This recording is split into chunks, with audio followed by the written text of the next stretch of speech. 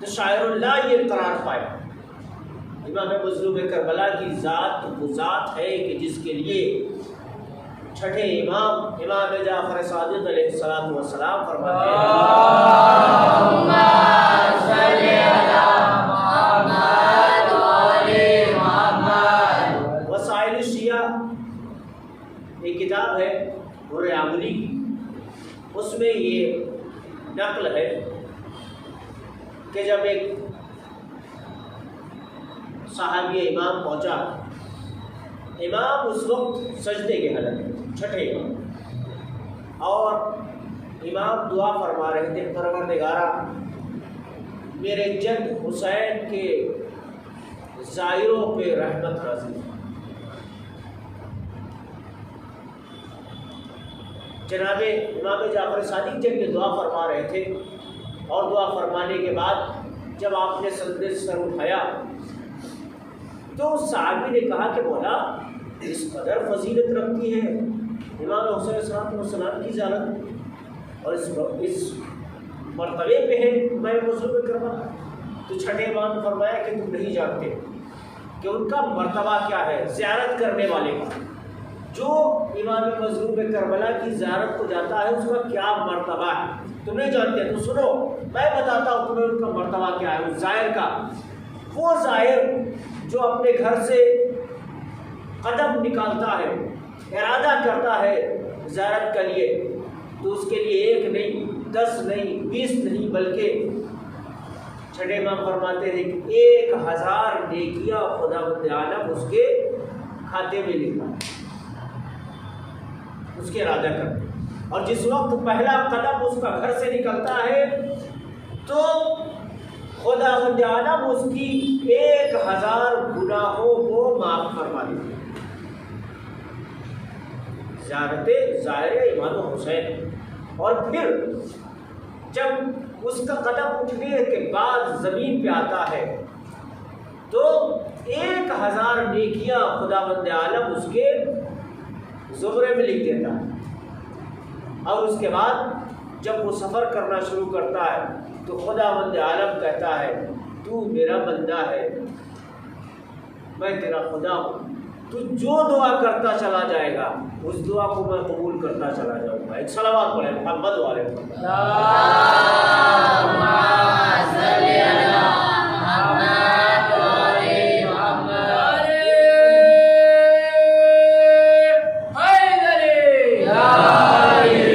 اس قدر فضیلت ہے امام مظلوم کربلا کی زیارت۔ مولا نے فرمایا سنو یہی نہیں بلکہ حشر کے میدان میں ہر شخص یہ خواہش کرے گا اے کاش کہ میں زائر امام حسین ہوں، میں حسین کی زیارت کر کے آیا ہوں۔ کیوں؟ کیونکہ حشر کے میدان میں زائر امام حسین کو اتنے بڑے پروٹوکول کے ساتھ، اتنے بڑے اہتمام کے ساتھ لے جایا جائے گا کہ ہر کوئی دیکھ کے رشک کرے گا کہ یہ کون ہستی ہے کہ جس کو اتنا پروٹوکول دیا جا رہا ہے، اتنا اہتمام کیا جا رہا ہے اس کا حشر کے میدان میں۔ تو بتایا جائے گا کہ یہ زائر امام حسین علیہ السلام والسلام۔ محمد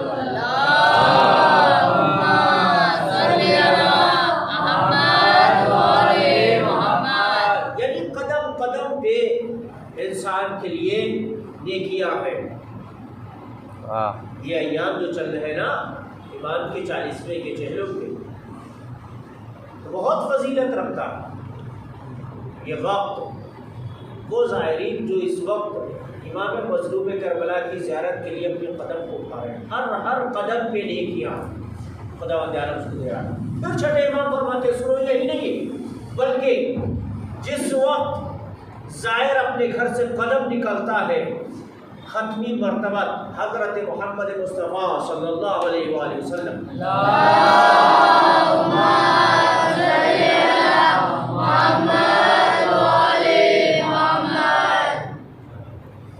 اپنی قبر سے اس کے لیے دعا فرماتے ہیں۔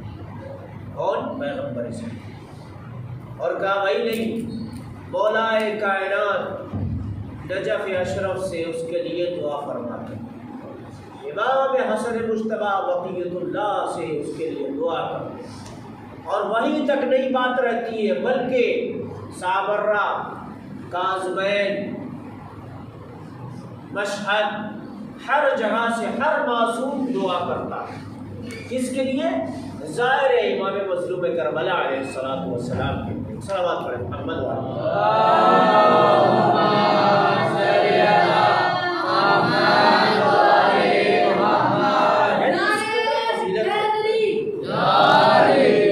اس قدر مرتبہ ہے ظاہر امام مظلوم کربلا کا، کم نہیں ہے، بہت بڑی فضیلت ہے امام مظلوم کربلا، کیونکہ پیغمبر اسلام نے وہ یاد ہوگا کہ جب فرمایا تھا، بی بی عائشہ نے سوال کیا تھا کہ آپ اتنا چاہتے ہیں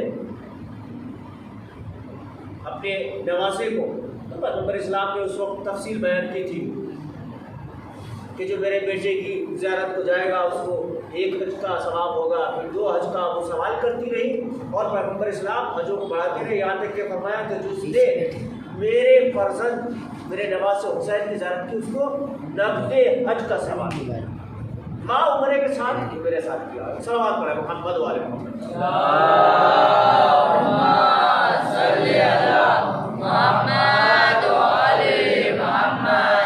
یعنی جو کچھ ہے دنیا اور آخرت میں فضائل و فضیلتیں امام مظلوم کربلا، انسان کوشش کرے کہ زیادہ سے زیادہ قربانیاں دے، اور کس طریقے سے اور کہاں؟ مظلوم کربلا کے راستے۔ سلیمان عامش ایک شخص تھا، اس کے بارے میں ذکر کیا جاتا ہے، علامہ مجلسی نے یہ بات تحریر فرمائی ہے، شیعہ کتب میں سے یہ نقل کیا گیا ہے، ایک بات کو انہوں نے علامہ مجلسی نقل کرتے ہیں کہ عامش، سلیمان عامش نامی ایک شخص تھا، وہ کوفے میں رہا کرتا تھا، اس کے برابر میں ایک دوسرا شخص تھا، یہ اس کے پاس شب جمعہ گیا اور جانے کے بعد اس نے کہا کہ امام حسین علیہ السلام کی کیا مرتبہ ہے، فضیلت ہے زیارت کا، زیارت کرنا چاہیے۔ تو اس نے کہا کہ امام حسین کی زیارت کرنا بدعت ہے، ڈائریکٹلی یہ بات کہ بدعت ہے، نہیں کرنا چاہیے۔ سلیمان عامش کہتا ہے کہ میں غصے سے باہر ہو چکا تھا لیکن کنٹرول کیا اور چلا آیا، رات بھر سوچتا رہا، صبح میں جا کے فضیلت امام حسین بیان کروں گا اس سامنے، تب سمجھ میں آئے گا کہ کیا فضیلت ہے۔ وہ صبح نمودار ہوئی، وہ گھر پہ آیا، آنے کے بعد اس نے دفتر بات کیا تو اس کی بیوی نکلی، اسے پوچھا کہ کہاں ہے آپ کا شوہر، کہاں ہے؟ کہا وہ رات میں آدھی رات میں ہی امام حسین کی زیارت کرنے کے لیے چلا گیا۔ اچھا ایسی بات ہے، وہ گیا پیچھے پیچھے پہنچا، پہنچنے کے بعد کیا دیکھتا ہے کہ سجدے میں سر رکھا ہوا ہے اور اللہ سے معافی مانگ رہا، پروردگار تو مجھے معاف کر۔ جب اس کا سجدہ ختم ہوا، بعد میں اس نے پوچھا بھائی ایک بات بتاؤ، رات تو تم انکار کر رہے تھے اور بدعت بدعت کہہ رہے تھے، امام حسین کی زیارت کرنا اور زیارت کرنا کسی بھی معصوم کی جانا بدعت ہے، تو پھر آج کیا ہو گیا؟ تو سجدے پڑے ہوئے امام حسین علیہ السلام کے لیے کہہ رہے کہ پروردگار مجھے معاف کر دے، میں نے غلط کیا۔ کہا ہاں، مجھ پہ ملامت مت کرو، بلکہ میں نے خواب میں دیکھا تھا کہ ایک بہت بڑی ہستی سامنے نمودار ہو، پھر اس کے بعد دوسری شخصیت میں نے پوچھا یہ کون ہے؟ کہا یہ پیغمبر اسلام۔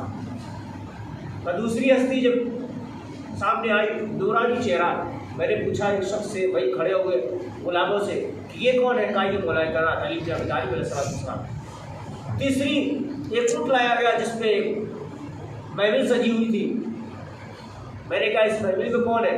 کہا اس میں صدیقہ طاہرہ جناب فاطمہ زہرا سلام اللہ علیہ۔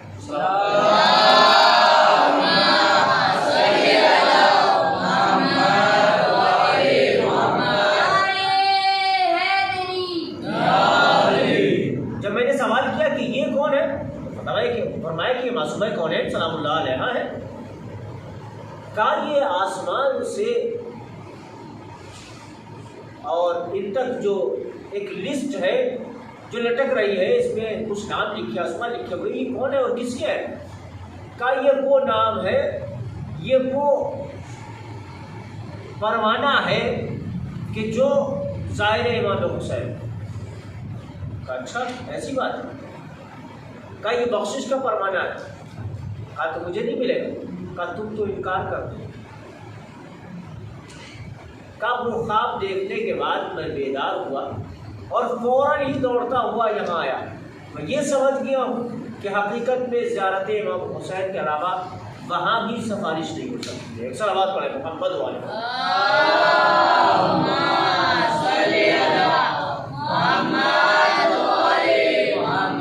امام مظلوم کربلا کی فضیلت اور ان کے مقصد کو ان کو جو سمجھ گیا اسے ترک نہیں کیا۔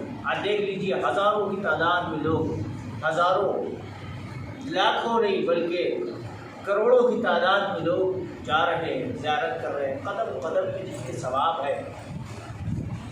بادشاہان وقت نے بھی ان کی زیارت کی ہے۔ سر ہندوستان کا بادشاہ امیر تیمور، کسی کتاب میں ہے تیمور بادشاہ، معلوم کرتے کسی زمانے میں وہ جب امام حسین صلی اللہ علیہ وسلم کی زیارت کو جاتا تھا، جس نے تعزیہ بنوایا، ابتدا جس سے ہوئی تھی تعزیے، شبیہ امام حسین جس نے بنوایا امام کے حکم میں، یہ زیارت کرنے جاتا تھا، ہزاروں کی تعداد میں لشکر کو لے کے اپنے اہتمام کے ساتھ پہنچتا تھا، زیارت کرتا تھا۔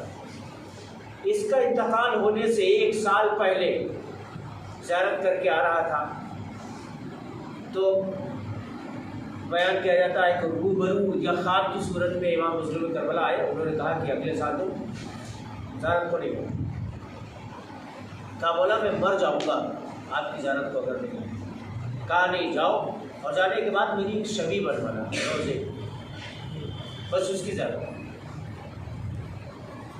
اچھا یہ پہنچا کیسے وہاں تک؟ اس کو علاج کے لیے کسی ایک بوٹی کی ضرورت تھی۔ پرانے زمانے میں کیا ہے، جیسے آج دوا کی ضرورت ہوتی ہے، ویسے ہی پرانے زمانے میں جڑی بوٹیوں کی ضرورت ہوتی تھی۔ ایک جڑی ایک بوٹی کی ضرورت تھی، اور وہ ملتی عراق میں تھی، ہندوستان میں ملتی نہیں۔ اس نے اپنے وزیر خاص کو بھیجا کہ جاؤ جا کے وہاں سے لے کے آؤ۔ اچھا اس وقت سفر بھی مہینوں کا تھا۔ وزیر گیا اور جانے کے بعد 1-1.5 مہینہ ہو گیا، کوئی پتہ نہیں۔ تو یہ ایسے ہی پتہ لگاتا تھا کہ اس کے پاس نجومی ہوا کرتے تھے جو دیکھ کے بتا دیتے تھے کہ فلاں شخص کہاں ہے اور کیا کر رہا ہے۔ وہ 4 نجومی بیٹھے ہوئے تھے، اس نے کہا کہ آج معلوم کرو 1-1.5 مہینہ ہو گیا ہے اور ابھی تک ہمارا وزیر آیا نہیں ہے، معلوم کرو وہ کہاں ہے، زندہ ہے یا مر گیا۔ نجومی بیٹھنے کے بعد انہوں نے ادھر ادھر دیکھا اور دیکھنے کے بعد فرمایا کہ وہ اس کا انتقال ہو گیا، وہ تو مر گیا۔ اس سے ہو سکتا ہے بھائی مر گیا ہو، لیکن چند دنوں کے بعد وہ وزیر آ گیا اور یہ پورا اعتماد اور اعتبار رکھتا تھا ان کے اوپر،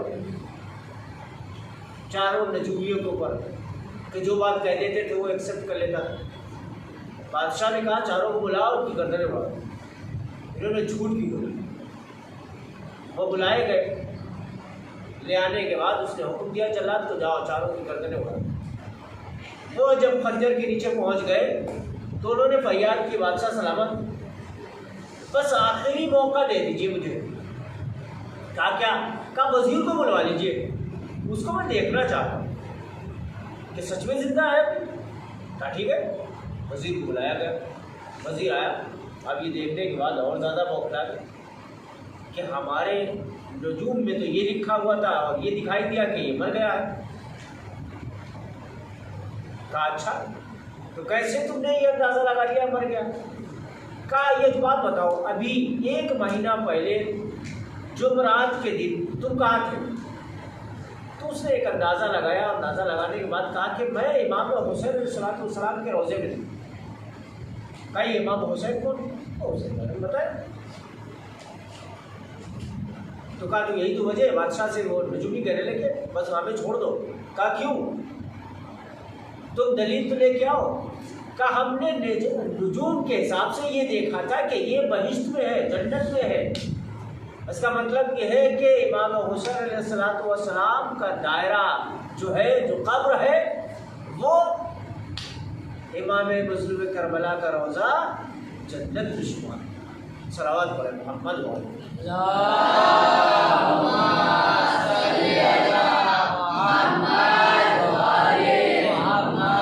جو جنت نہ ہو کہ جس نے تمام کے تمام سرمایہ، تمام کے تمام قربانی امام مظلوم کربلا کے لیے، خدا کے لیے قربان کر دیا. جس نے جو جوانان جنت کا سردار ہو تو اس کا برکت جنت کیوں نہیں پہنچا. عزیز بچوں، یہ جو ایام ہے آنے والے چند دنوں کے بعد امام کا 40واں، یہ 40واں وہ ہے جس سے قبل یزید نے رہائی کا حکم دے دیا اور کہا کہ سید سجاد سے تم چاہے تو یہاں رہو یا چاہے چلے جاؤ، مدینے چلے جاؤ. تو چوتھے امام ابھی کے پاس آئے اور فرماتے ہیں کہ اماں یزید نے ہار تسلیم کر لی ہے اور مجھے جانے کے لیے. زینب کبریٰ نے فرمایا کہ بیٹا سجاد، جا کے یزید سے کہہ دو کہ ہم جب سے کربلا سے آئے تب سے ہم نے اپنے ماجائے کا ماتم نہیں کیا، اپنے ماجائے کے روئے ہم اپنے حسین کو رونا چاہتے ہیں، فرش آزاد چاہتے ہیں. عزیزو، زینب کبریٰ نے فرش کو اٹھایا، عزا کو اٹھایا اور یزید کے ایک گھر میں محل میں حسین کا قتل کیا. اس کے بعد کربلا کی سمت آ گئے چہلم کرنے کے لیے. روایات میں ہے کہ ادھر امام مظلوم کربلا کی قبر پہ جابر پیغمبر اسلام کے نابینا صحابی بیٹھے ہوئے تھے، رو رہے تھے. ایک مرتبہ غلام دوڑا ہوا آیا، فرماتا ہے مالک جلدی سے یہاں سے ہٹ جائیے، مجھے لگتا ہے دشمن آ رہے ہیں، ذرا قریب جا کے دیکھو. جب وہ قریب گیا تو اس نے دیکھا کہ سیاہ پرچم ہے، کالے جھنڈے لگے ہوئے ہیں اور ایک قافلہ چلا رہا ہے. جناب جابر قبر حسین سے لپٹے ہوئے گریا کر رہے تھے، رو رہے تھے. ایک مرتبہ آواز آتی ہے جابر میرے نانا کے سبان صحابی یہاں سے ہٹ جاؤ. کہا یہ کس کی آواز ہے؟ مجھے لگتا ہے میرے مولا کی آواز. کہا جابر میں تمہارا امام بول رہا ہوں، جابر جلدی سے میری قبر کو چھوڑ دو کیونکہ میری بہن زینب آ رہی ہے. عجب نہیں کہ زینب جب قبر حسین پہ پہنچنے کے بعد جب گئی تھی تو خاک و خون میں گلتا ہوا دیکھا تھا. ایک مرتبہ ایک قبر کو دیکھا اور محمد کی قبر پہ نہیں گئی، کسی کی قبر پہ نہیں پہنچی، بلکہ ایک مظلوم کربلا کی قبر کے قریب پہنچی. پہنچنے کے بعد اپنے کو اونٹ سے گرا دیا. اب فرماتی ہے میرے باجائے، جس بچی کو آپ نے مجھے امانت کے طور میں دیا تھا اس سکینہ کو زندان شام میں سلا کے آ گئی ہوں. اے میرے باجائے پوچھو کہ نہیں زینب کے ساتھ کیا ہوا ہے. اے میرے باجائے حسین، کیا تم یہ معلوم نہ کرو گے کہ درباروں میں، زندانوں میں، بازاروں میں زینب پہ کیسے ظلم و ستم ڈھائے گئے تھے. اللہ